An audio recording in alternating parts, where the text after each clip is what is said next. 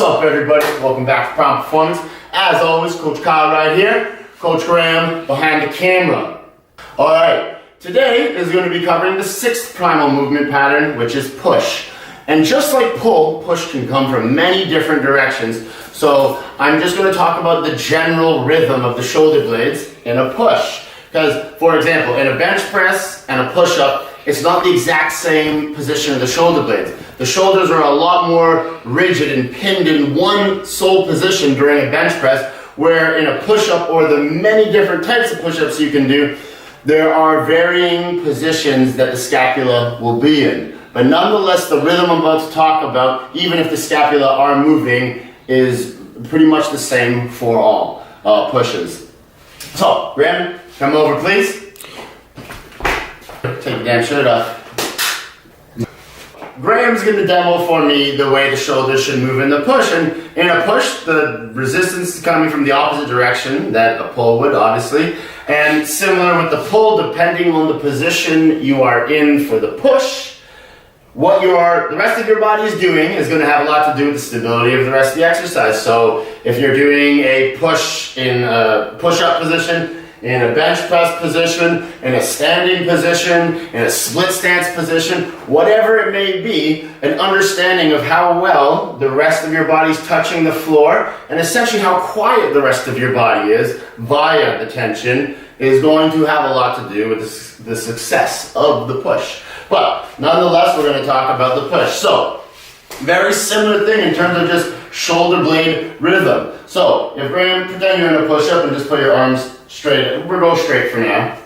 So, if he was just doing a general push or playing a sport or whatnot, there will still be some protraction on the shoulder blades. Now, when he's going to initiate the push, you're going to have some retraction. The shoulders are going to be depressed, some external rotation. Your arms are going to come into the position. And then when you go to push away, the stability should remain throughout the shoulder girdle. So you should feel some lat tensions, some tension between the shoulder blades. And then at the end, he can finish by allowing the shoulders to come forward slightly or protract. Now, again, barring any crazy postural issues, I am talking about just the smooth rhythm that the shoulder blades should go through. I have clients where it is not the case, where I force them to keep their shoulder pinned in a certain spot. Again, depending on what I see is going to make a difference on do I get them to pin their shoulder and keep it pinned or get them to move, or a combination of both. But that is not what I'm trying to get into for the video. I'm just talking about the perfect rhythm that the shoulder blades are going to go through. Huh? No, I'm saying perfect.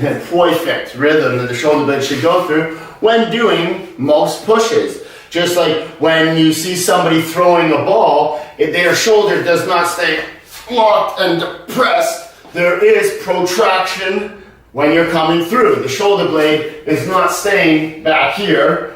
It is coming forward and protracting, pulling. Same with fighting. If somebody's punching, you're not going to see them punch and keep their shoulder blades locked in. When they punch, along with the rotation at the end, there is protraction. But it's protraction with stability throughout the shoulder. So there is stability at every position the shoulder blade is in. No matter how unstable it looks, it just depends on how aware the person is of the control they have with their shoulder blades.